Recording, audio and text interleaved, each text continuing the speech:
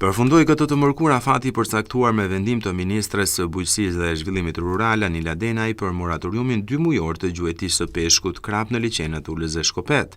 Ndalimi i gjuetisë së peshkut në këto dy liçene ishte përcaktuar nga data 25 prill deri me datën 25 qershor për t'i dhënë mundësinë peshkut krap që të lëshojë vezët dhe të ketë shtim natyral të tij.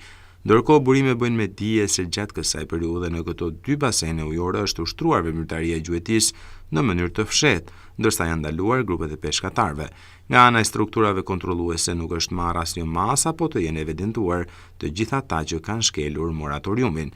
Për zbatimin e moratoriumit u angazhuan specialistët dhe punonësit e drejtorisë së politikave dhe programeve të peshkimit dhe akvakulturës, organizatat e menaxhimit të peshkimit, drejtorisë së Autoritetit Kombëtar të Ushqimit, Policisë së Rendit dhe Policisë Bashkiake. Nga kjo e mërkur, gjuetia në basenet ujore Shkopet e Ulëz është e ligjshme, por vetëm me metodat e përcaktuara në manualin e gjuetisë, ku gjuetia me lond plase apo me rrymë elektrike është rreptësisht e ndaluar dhe ndëshkohet me ligj.